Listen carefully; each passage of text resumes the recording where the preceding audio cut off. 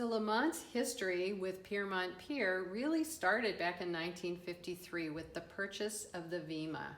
So the Vema was our first marine-going vessel.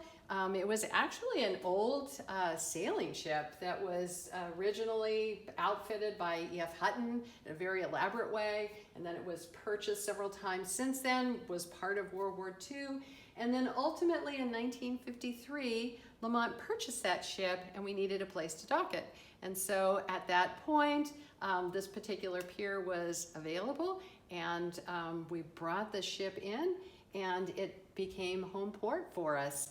You can see on this amazing map of all the different ship tracks that were collected by both the Vema and the USNS Conrad behind it, that we've had many, many years and many, many miles of data that's been collected around all of our oceans. So the Vema tracks are the blue ones and the Conrad tracks are the red ones. Vema operated for many, many years, from 1953 to 1981, and actually was the first ship to log 1 million nautical miles collecting science data, which is an incredible landmark for us. So one of the fun legacy pieces that is really something we talk about a lot at Lamont is the fact that we have cores that have been collected all over the world, and that's really a piece that goes back to our founder, Doc Ewing. And Doc Ewing had a requirement that every day, minimum once a day, you would stop and you would collect a core no matter where you were, whether you had a science question in mind or not.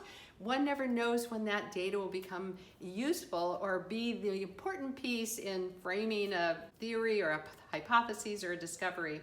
And so many, many, many cores were collected and are now part of our wonderful core repository. One of the pieces of science that we are most excited about at Lamont is the first world ocean floor map. And this was created in 1977.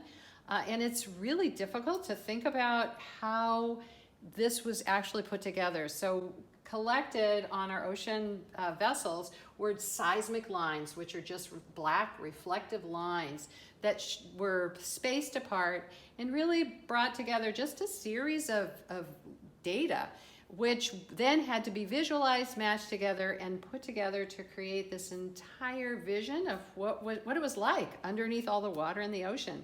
Prior to that, there really was no understanding. It was just like a big bathtub. Now we had evidence of these incredible ridges that cut through different parts of the ocean floor. And it provided us with really the basic understanding of the shifting of our continents, so this plate tectonics and how C4 spread. Marie Tharp was a really interesting person in that she thought beyond just putting together a black and white map, but she actually worked with an artist to develop this into a beautiful color display, which was launched through National Geographic, and now it's become really something that sat outside of a science laboratory and was in people's homes. It was something people could talk about. They could really get a better understanding and popularize this whole idea of the bottom of the ocean and what it must have looked like, and really got people thinking and questioning, which is what science is all about.